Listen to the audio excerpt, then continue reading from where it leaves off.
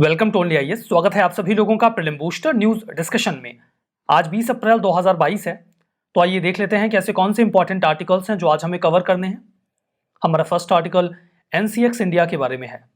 National security council, जिसके ऊपर दारोमदार है भारत की सिक्योरिटी को इंश्योर करने का, उसका जो सेक्रेटेरिएट है यानी कि सचिवालय, उसने हाल ही में एक रिस्पॉन्स एक्सरसाइज को ऑर्गेनाइज किया। That was NCX India. Full form है national cyber security incident response exercise. इसे किसने कंडक्ट किया, मैंने पहले ही बता दिया, नेशनल सिक्योरिटी काउंसिल सेक्रेटेरिएट।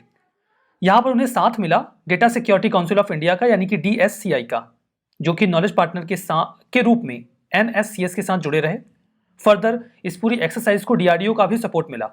क्या होगा इस एक्सरसाइज में? देखिए, साइबर डोमेन दिन ब दिन वल्नरेबल होता जा रहा है। साइबर थ्रेट्स भी रहते हैं, साइट्स का हैक हो जाना, डेटा का चोरी हो जाना। इन दैट केस जो भी लोग इस क्रिटिकल साइबर सेगमेंट में इन्वॉल्व हैं, उनके पास प्रॉपर ट्रेनिंग का होना बहुत जरूरी है। इस एक्सरसाइज के माध्यम से सीनियर मैनेजमेंट और टेक्निकल पर्सनल को ट्रेन किया जाएगा, जो गवर्नमेंट सेक्टर में भी हो सकते हैं और क्रिटिकल सेक्टर में भी हो सकते हैं। क्रिटिकल सेक्टर में केमिकल सेक्टर या फिर कोई भी ऐसा सेक्टर आ सकता है जो ज्यादा वल्नरेबल और स्ट्रेटेजिकली इंपॉर्टेंट हो। और जो एजेंसीज हैं जो कंटेम्प्रेरी साइबर थ्रेट्स फेस कर सकते हैं, उन्हें सिखाया जाएगा कि वो साइबर इंसिडेंट्स को कैसे हैंडल करें और उस पर कैसे रिस्पॉन्ड करें। जो पार्टिसिपेंट्स होंगे उन्हें कई सारे की साइबर सिक्योरिटी एरियाज के बारे में जानकारी दी जाएगी, जैसे कि इंट्रूजन डिटेक्शन टेक्निक, कोई हमला हुआ है उसकी जानकारी आप कैसे करेंगे। मालवेयर इंफॉर्मेशन शेयरिंग प्लेटफॉर्म्स के बारे में जानकारी देना, ताकि पता चल जाए कि जो मालवेयर्स हैं वो कब और कैसे हिट कर सकते हैं। वल्नरेबिलिटी अगर हो गई है तो उसकी हैंडलिंग कैसे की जाए और पेनिट्रेशन को कैसे टेस्ट किया जाए कि खतरा है वो कितना गहरा है। नेटवर्क प्रोटोकॉल, डेटा फ्लो, इन सभी चीज़ों के बारे में उनको जानकारी दी जाएगी। सिग्निफिकेंस ये होगी कि इससे जो लीडर्स हैं जो इस पूरे सेगमेंट को, डोमेन को हैंडल कर रहे हैं, वो साइबर थ्रेट्स को और अच्छी तरीके से समझेंगे, प्रॉपर तरीके से तैयार रहेंगे और स्किल्ड होंगे ऐसे थ्रेट्स को हैंडल करने को लेकर। बात करते हैं नेशनल सिक्योरिटी काउंसिल के बारे में। ये 3 टियर्ड ऑर्गेनाइजेशन होता है जो भारत की सिक्योरिटी की जिम्मेदारी उठाता है। उसमें पॉलिटिकल, इकोनॉमिक, एनर्जी और सिक्योरिटी सभी प्रकार के स्ट्रेटेजिक कंसर्न के इश्यूज इन्वॉल्व होते हैं। जो नेशनल सिक्योरिटी एडवाइजर होते हैं वो एनएससी को प्रिसाइड करते हैं और वो प्राइम मिनिस्टर के प्राइमरी एडवाइजर भी होते हैं। ये काफी फेमस हैं, जो वर्तमान में हैं, आप इनका नाम जानते हैं, अजीत डोवाल जी। इस संस्था को 1998 में बनाया गया था ताकि सभी प्रकार के डोमेन की नेशनल सिक्योरिटी को इंश्योर किया जा सके। हमारा नेक्स्ट आर्टिकल अवसर इनिशिएटिव के बारे में है। हाल ही में एयरपोर्ट्स अथॉरिटी ऑफ इंडिया ने लॉन्च किया है एक इनिशिएटिव, नाम है Avsar, airport as venue for skilled artisans of the region. नाम से स्पष्ट है, जो उस एरिया के आर्टिसंस हैं उन्हें एक जगह दी जाएगी एयरपोर्ट्स पर, ताकि वो अपना जो भी आर्ट क्राफ्ट है उसको शोकेस कर सकें, बल्कि बेच भी सकें, शोकेस भी कर पाएं और बेच भी पाएं। एयरपोर्ट अथॉरिटी ऑफ इंडिया का इनिशिएटिव है। ये इनकरेज करते हैं टैलेंटेड क्राफ्ट्समैन को, वुमेन को, आर्टिसंस को, कि वो प्रॉपर अपॉर्चुनिटी अवेल कर सकें इन एयरपोर्ट्स पर और अपना सामान शोकेस करने के साथ साथ बेच भी पाएं। ये मौका सीधे सीधे आर्टिसंस को नहीं दिया जाएगा, बल्कि दिया जाएगा सेल्फ हेल्प ग्रुप्स को। उन्हीं के जरिए ये आर्टिसंस अपने सामान को वहां पे शोकेस कर पाएंगे। जितने भी एएआई ऑपरेटेड एयरपोर्ट्स हैं वहां पे 100 से 200 स्क्वायर फीट का एरिया डेजिग्नेट कर दिया जाएगा सेल्फ हेल्प ग्रुप्स के लिए। हर सेल्फ हेल्प ग्रुप को 15 दिन का समय दिया जाएगा और रोटेशन बेसिस पे उन्हें टाइम मिलता रहेगा। इससे सेल्फ हेल्प ग्रुप ज्यादा स्ट्रेंथन होंगे। जो उसमें जुड़े हुए आर्टिसंस हैं उन्हें मौका मिलेगा अपने सामान को लोगों तक पहुंचाने का, दिखाने का। एयरपोर्ट अथॉरिटी ऑफ इंडिया की बात करें तो ये एक स्टैच्यूटरी बॉडी है। 1994 में एएआई एक्ट के तहत इसको बनाया गया था, मिनिस्ट्री ऑफ सिविल एविएशन के तहत काम करता है। आगे बढ़ने से पहले जानकारी है आईडीएमपी के बारे में। आपकी तैयारी को सिस्टमैटिक और प्रोग्राम वे में कंडक्ट करने के लिए इस इनिशिएटिव को लॉन्च किया गया है। 18 अप्रैल से ये इनिशिएटिव स्टार्ट हो चुका है, तो आप इसके बारे में जानकारी इकट्ठा कर सकते हैं। ये 8 महीने का पूरा प्रोग्राम होता है, हिंदी और इंग्लिश दोनों में ही अवेलेबल है। डेली बेसिस पे टारगेट्स एंड क्वेश्चंस आपके पास होते हैं, प्रीलिम्स और मेंस के भी। इस प्रोग्राम के बारे में अधिक जानकारी के लिए आप ओनली आईएएस पे कॉल कर सकते हैं या फिर मेल भी कर सकते हैं। आगे बढ़ते हैं। हमारा next article state sponsors of terrorism के बारे में है। हाल ही में यूक्रेन के प्रेसिडेंट ने यूएस के प्रेसिडेंट से ये बोला कि आप रशिया को स्टेट स्पॉन्सर ऑफ टेररिज्म क्यों नहीं डेजिग्नेट कर देते, रशिया तो इतने गलत गलत काम कर रहा है। इसी रेफरेंस में स्टेट स्पॉन्सर्स ऑफ टेररिज्म ये शब्दावली न्यूज में आई। ये बेसिकली एक डेजिग्नेशन होता है जिसे यूनाइटेड स्टेट्स के सेक्रेटरी ऑफ स्टेट के द्वारा दिया जाता है। देखिए, अमेरिका में जो मंत्री होते हैं ना, मिनिस्टर, उनको सेक्रेटरी कहा जाता है। हमारे यहाँ तो ब्यूरोक्रेट्स को बोलते हैं।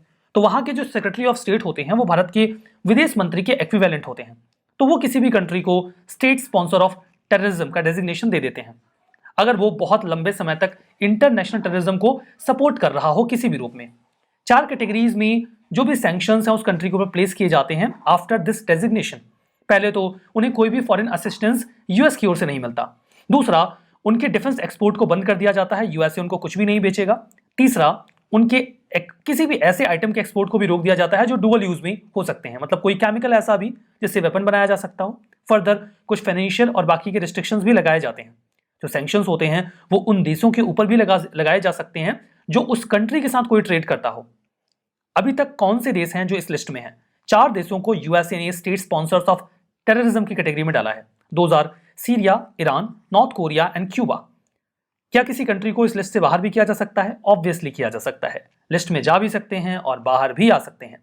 हमारा नेक्स्ट आर्टिकल करागा फेस्टिवल के बारे में है। काफी पुराना फेस्टिवल है। करागा को आप टेंपल फेयर भी बोल सकते हो, खैर इसका मतलब कुछ और होता है, अभी मैं आपको बताता हूं। ये बेंगलुरु में जो धर्मार्या स्वामी टेंपल है वहां पर हर साल होता है। इसे एनुअली सेलिब्रेट किया जाता है चैत्र के महीने में। मार्च अप्रैल का समय होता है बेसिकली हिंदू कैलेंडर के अकॉर्डिंग। ये महाभारत जो एपिक है उससे जुड़ा हुआ है। द्रौपदी को ऑनर किया जाता है गॉडेस शक्ति के रूप में। ऐसा माना जाता है कि वो एक आइडियल वुमेन थी और उन्हें वर्शिप किया जाता है। उनके सम्मान में इस पूरे फेस्टिवल को ऑर्गेनाइज किया जाता है। जो वर्ड है करागा, इसका मतलब होता है एक अर्दन पॉट। बेसिकली एक पूरा स्ट्रक्चर होता है, एक अर्दन पॉट होता है यानी कि मिट्टी का बर्तन। उसके ऊपर एक फ्लोरल पिरामिड बना दिया जाता है फूल का, आप यहां इमेज में देख सकते हो। और एक जो आइडल है गॉडेस की उसको भी वहां पे लगाया जाता है। जो व्यक्ति इसे कैरी करता है उसे सिर पे रख के चलता है बिना उसे छुए। जो कैरियर होगा कोई भी हो, उन्हें वुमेन का अटायर लेना होगा, कंगन पहनने होंगे, चूड़ियां पहननी होंगी, मंगलसूत्र पहनना होगा और सिंदूर भी लगाना होगा। उसके बाद वो इस करागा को कैरी करेंगे। हमारा नेक्स्ट आर्टिकल अल्लूरी सीताराम राजू जी के बारे में है। ये नाम आपने कई दफा हो सकता है पहले भी सुना हो सकता है अभी तक आप में से ज्यादातर लोगों ने RRR या फिर RRR ये मूवी देख ली हो। इस मूवी में 2 कैरेक्टर हैं, एक का नाम है राम और दूसरे कैरेक्टर का नाम है भीम।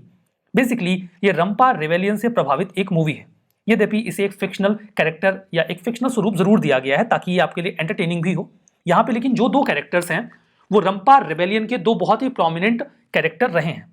अल्लूरी सीताराम राजू ये राम के कैरेक्टर में है, ठीक है। इनफैक्ट आई विल से कि राम इनके कैरेक्टर में है, वो मैंने ऑपोजिट बोल दिया।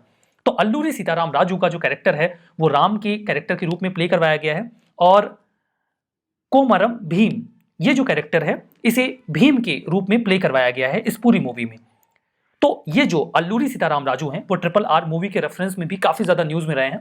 हाल ही में जो हमारे वाइस प्रेसिडेंट हैं श्री M वेंकैया नायडू जी, उन्होंने इनके बर्थ प्लेस को विजिट किया। काफी प्रोमिनेंट और नोटेड फ्रीडम फाइटर रहे हैं श्री अल्लूरी सीताराम राजू जी, जो कि आंध्र प्रदेश के विशाखापट्टनम से बिलोंग करते थे।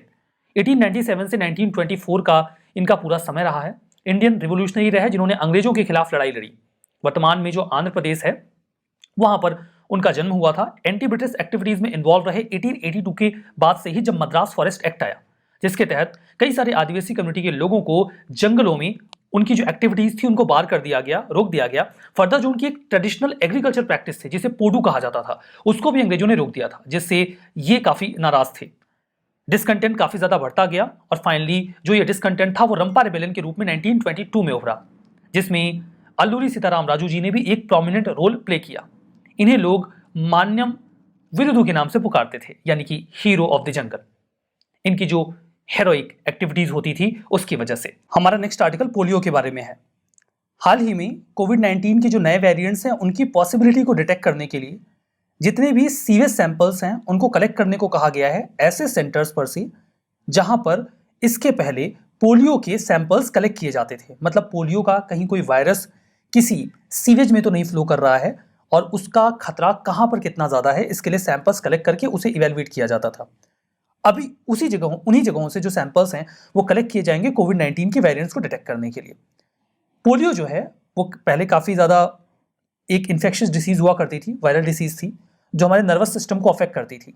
इसके 3 बेसिक टाइप्स हुआ करते थे, WPA1, 2 and 3, wild polio virus type 1, type 2 and type 3। देखिए जो सिम्टम्स हैं वो तीनों ही स्ट्रेन्स में आपको एक जैसे ही दिखेंगे, जिसमें इरिवर्सिबल पैरालिसिस हो जाता है पेशेंट को या उसकी मौत भी हो जाती है। यद्यपि तीनों के बीच में जेनेटिक और कुछ वायरोलॉजिकल डिफरेंसेस भी देखने को मिलते हैं, जिसके बेसिस पे हम आइडेंटिफाई कर पाते हैं। जो पोलियो का वायरस है वो पर्सन टू पर्सन भी ट्रांसमिट हो सकता है, फैकल या फिर ओरल रूट से, और बहुत ही कम ऐसा भी होता था कई बार कि जो कंटेमिनेटेड फूड एंड वाटर है उससे भी फैल जाता था। ये ज़्यादा प्रभावित करता था 5 साल से कम उम्र के बच्चों को, इसीलिए उन पर ज़्यादा ध्यान देना पड़ता था। इसका कोई क्योर तो नहीं था, इम्यून सिस्टम को स्ट्रॉन्ग करके ही इससे बचा जा सकता था, जिसके लिए हम वैक्सीन लेते थे। वैक्सीन 2 प्रकार की, ओपीवी ओरल पोलियो वैक्सीन, जिसे बेसिकली बच्चे के जन्म के समय ही दिया जाता था और 3 डोज 6, 10 और 14 सप्ताह पे, और उसके बाद एक बूस्टर डोज दिया जाता था 16 से 24 महीने के बीच में। इसके अलावा एक आईपीवी होता था, इंजेक्टेबल पोलियो वैक्सीन। यहाँ पर जो डीपीटी के 3 डोज दिए जाते थे, यानी कि डिप्थीरिया, पर्ट्यूसिस और टिटनेस के, उसी के साथ एक जो डोज है वो पोलियो का भी दिया जाता था यूनिवर्सल इम्यूनाइजेशन प्रोग्राम के तहत। हमारा next article draft uniform code for medical device marketing practices के बारे में है। देखिए, एक कंपनी होती है फार्मा कंपनी जो दवाइयाँ बनाती है, और दूसरी कंपनीज होती हैं जो मेडिकल डिवाइसेस बनाती हैं, जिनका इस्तेमाल जो मेडिकल फील्ड में वेरियस एक्टिविटीज़ है उसमें किया जाता है। डायरेक्टली कई बार उनका इस्तेमाल किसी व्यक्ति को क्योर करने के लिए किया जाता है, कई बार उनकी मेडिकल कंडीशन को इंप्रूव करने के लिए असिस्टेंस के तौर पर इन डिवाइसेस को यूज़ किया जाता रहा। तो जो डिपार्टमेंट ऑफ फार्मास्यूटिकल है, उन्होंने भी एक ड्राफ्ट यूनिफॉर्म कोड तैयार किया इसके लिए। कोड का ऑब्जेक्टिव ये है, एक वॉलंटरी कोड है जो सभी कंपनीज को फॉलो करना होगा जो मेडिकल डिवाइसेस बनाती हैं, ताकि उनकी मार्केटिंग प्रैक्टिसेस को हम रेगुलेट कर सकें। ज़रूरत इसलिए थी बिकॉज फार्मा कंपनी से कंपनीज अलग होती हैं। अगर यहाँ पर माल प्रैक्टिसेस आ जाएंगी तो ये डिवाइसेस लोगों के लिए या तो बहुत महंगी हो जाएंगी, या फिर एक्सेसिबल ही नहीं रह जाएंगी, या फिर उन्हें अच्छी क्वालिटी की डिवाइसेस नहीं मिलेंगी। तो जो मेडिकल डिवाइसेस हैं वो अच्छी तरीके से लोगों तक पहुंची और इथिकल मार्केटिंग प्रैक्टिसेस ये कंपनीज ऑप्ट करें, ये जरूरी है। इसमें पहला प्रोविजन तो ये है कि जो कोलैबोरेशन है मेडिकल प्रोफेशनल्स के साथ इन मेडिकल डिवाइस मार्केटिंग कंपनीज का, वो बढ़िया हो।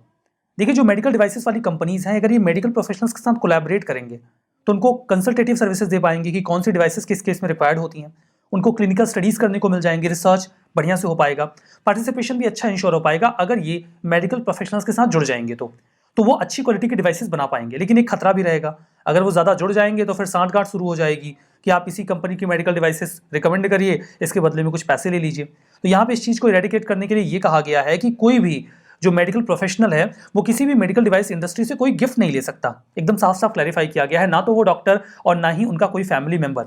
और जब बात गिफ्ट की करते हैं तो कोई एंटरटेनमेंट या रिक्रिएशनल एक्टिविटीज़ के लिए भी वो कुछ नहीं ले सकते, जैसे थिएटर का टिकट दे दिया, कॉमेडी या म्यूजिकल शो का टिकट दे दिया, sporting event, golf, skiing, cruise, spa या वोकेशनल ट्रिप, वेकेशन ट्रिप का कोई टिकट दे दिया, ये सब भी नहीं चलेगा, इसे भी गिफ्ट ही माना जाएगा। हालांकि जो ओकेशनली मॉडेस्ट प्रोडक्ट्स हैं या अप्रोप्रिएट एजुकेशनल आइटम्स हैं वो दे सकते हैं। आप मेडिकल डिवाइसेस के बारे में चाहते हैं पेशेंट्स जानकारी इकट्ठा करें, तो आप आइटम्स दे दीजिए जो वो पेशेंट्स में सर्कुलेट कर दें और उन्हें मेडिकल डिवाइसेस की क्वालिटी के बारे में जानकारी मिल जाए। तो ये सब आप कर सकते हो। रिवीजन कर लेते हैं। National security council defence minister of India preside करते हैं, गलत है, साफ साफ गलत है। नेशनल सिक्योरिटी एडवाइजर जो होते हैं प्रिसाइड करते हैं, तो ये गलत हो गया। अवसर initiative national skill development corporation का है, गलत है। ये एयरपोर्ट अथॉरिटी ऑफ इंडिया जो है उसका है, ठीक है। तीसरा है स्टेट स्पॉन्सर ऑफ टेररिज्म, इसे United nation security council designate करता है, गलत है। यूएसए के जो सेक्रेटरी ऑफ स्टेट होते हैं वो डेजिग्नेट करते हैं। करागा फेस्टिवल, ये द्रौपदी के ऑनर में ऑब्जर्व किया जाता है, आइडियल वुमेन के तौर पे उन्हें गॉडेस शक्ति के रूप में देखा जाता है, दैट्स ट्रू।